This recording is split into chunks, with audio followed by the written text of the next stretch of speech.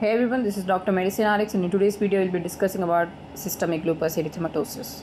So it is an autoimmune disease that is characterized by the occurrence of autoantibodies against various nuclear antigens. Coming to the epidemiology, females are 10 times more likely to be affected than men, and the mean age of onset is also earlier in females and is around 38 years.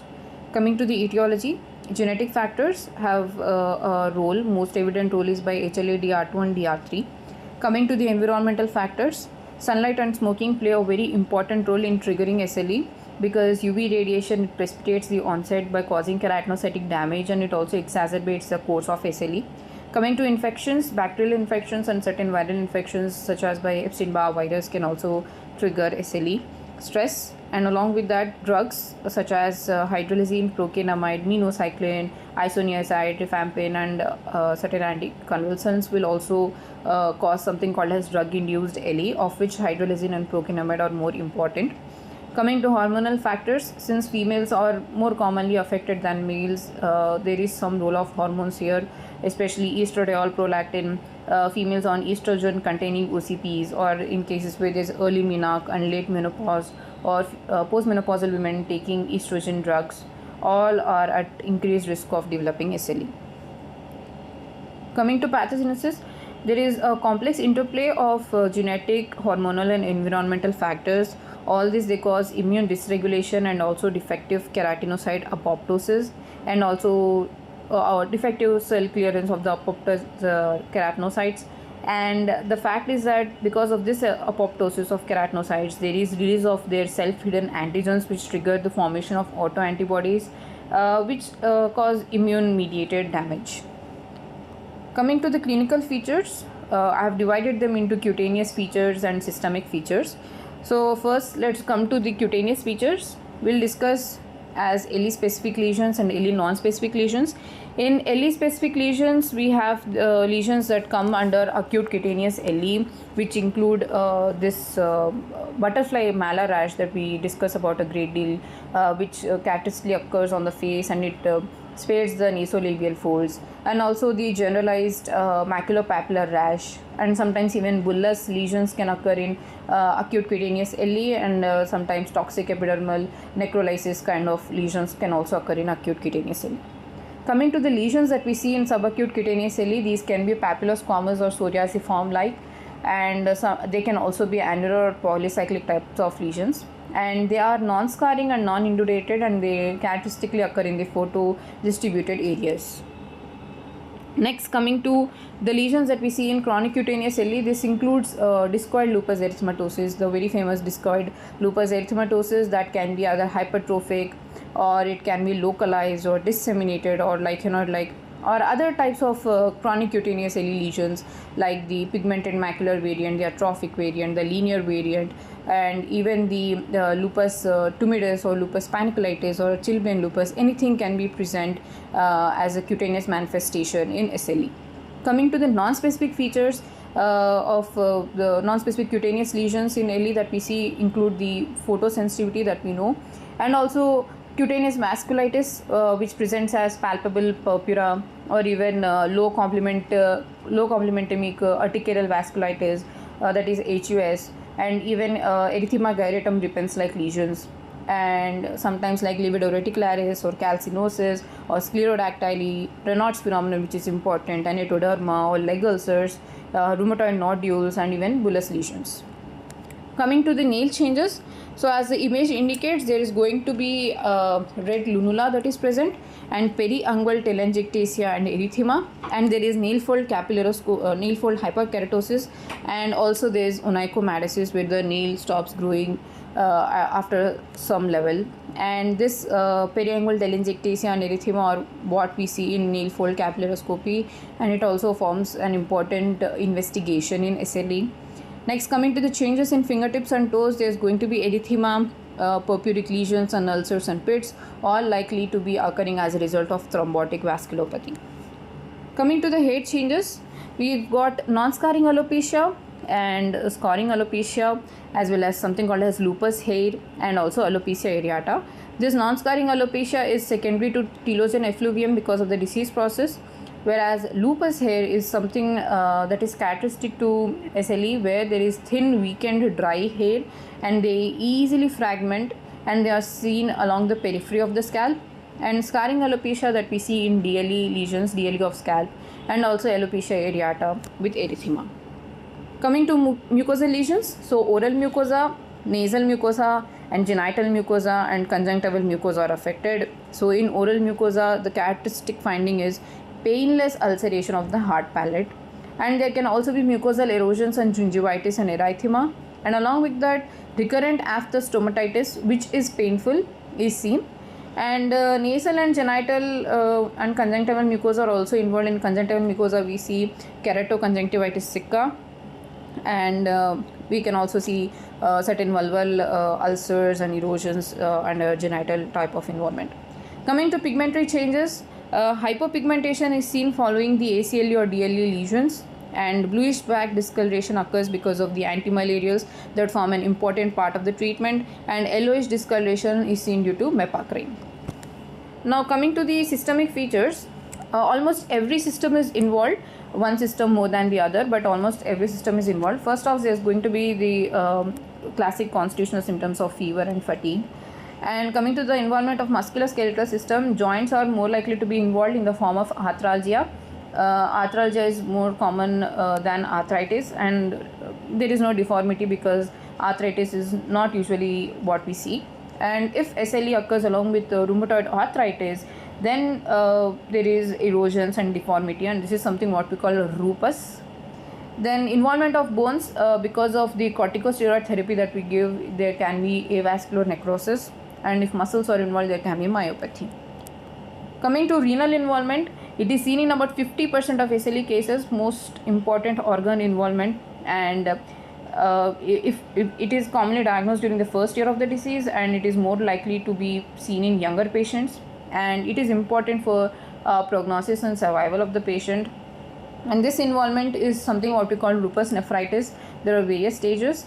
The common findings are like isolated proteinuria and sometimes urinary casts, and even nephritis in the form of mesangial proliferative nephritis or membranous nephritis or sclerosing nephritis, focal or diffuse, and nephrotic syndrome as well. And there can also be rapidly progressive renal failure.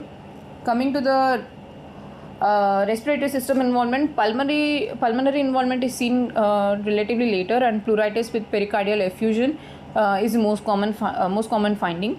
Along with that, there is going to be interstitial lung disease, and sometimes because overall the state is going to be immune suppressed, there is going to be chances for opportunistic infections and even upper airway obstruction, or even involvement of the alveoli leading to alveolitis.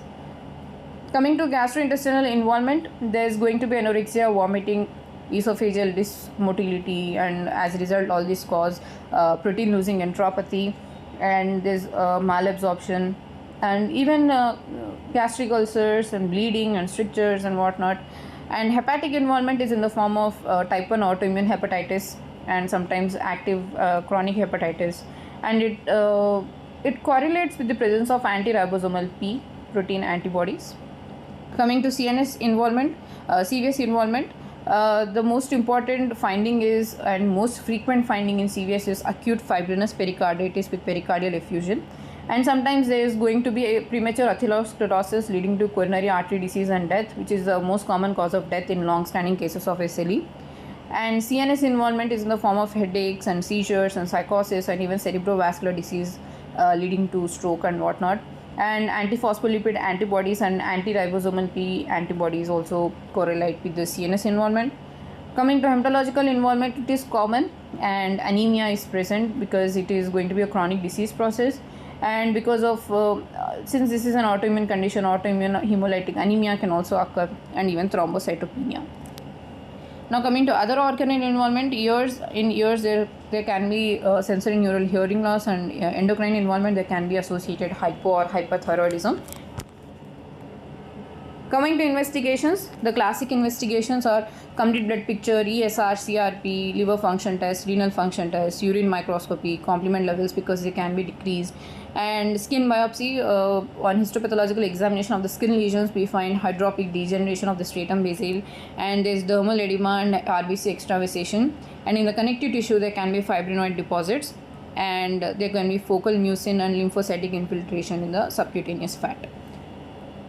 Coming to direct immunofluorescence, which is really very important for the diagnosis, there is something called as lupus band test. In SLE lesions, both in the lesional skin and in the sometimes in 50% of cases in the uninvolved skin, we can see a band of IgG, IgM, and rarely IgA, along with the complement C3 along the dermoepidermal junction, and this is what we call lupus band test.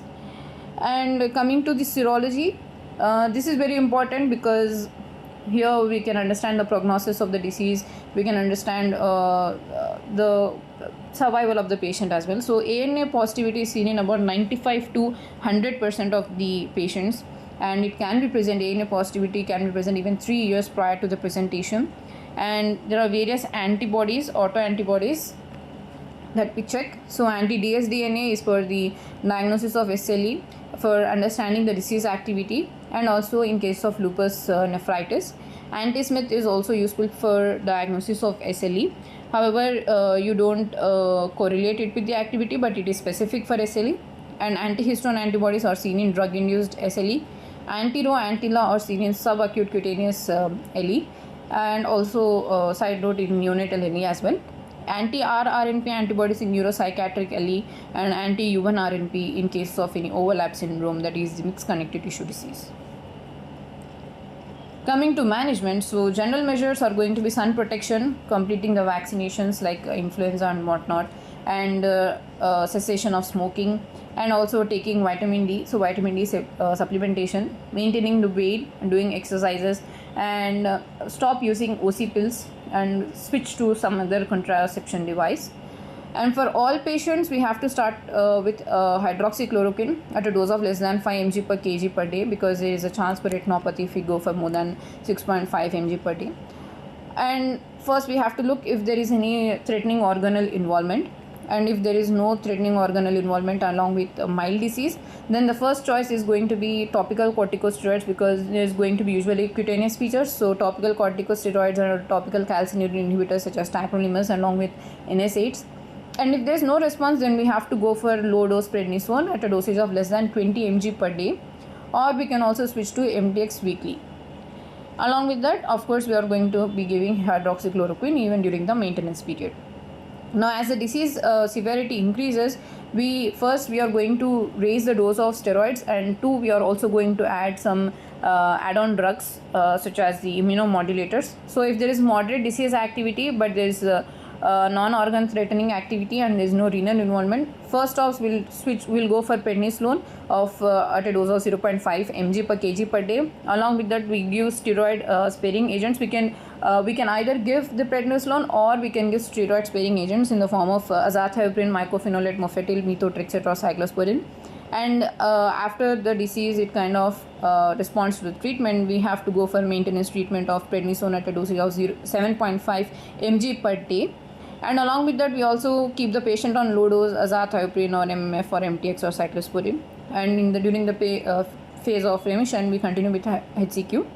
And if the disease is severe but there is no renal involvement, then the first is going to be prednisolone, but here we'll increase its dosage to 0.5 to 1 mg per kg per day, or we can also go for an intravenous methylpred for a quicker response. And along with that, we can add azathioprine, MMF, or cyclophosphamide. And in refractory cases, if it is not responding to that, we have to go for biologicals, that is anti-CD20 rituximab in refractory lupus. And if there is any CNS involvement and there are refractory cytopenias that are not responding to the above treatment, then we have to go for intravenous immunoglobulins. And in case of maintenance, and in order to maintain remission, we go for HCQ, and for maintenance 7.5 mg per day of prednisone along with low dose AZT or MMF or MTX. So same as the moderate disease without any renal involvement. And if there's renal involvement, we go for prednisolone or IV methyl prednisolone along with IV cyclophosphamide or MMF to induce a remission. So here it is similar to the management as severe cases, but here we also go for IV form of immunomodulators, and in refractory cases we go for rituximab, and the maintenance is same as the previous moderate and severe disease. There is something also called as the Euler criteria or the SLIC criteria for SLE, which kind of diagnoses the patient, and also a score of more than 10 is positive for disease. And there are various criteria such as ANA antibody levels more than 1:80, or immunological criteria, or even systemic involvement and all. You can go to this link. I'll be mentioning it in the description box for the further information. Thank you.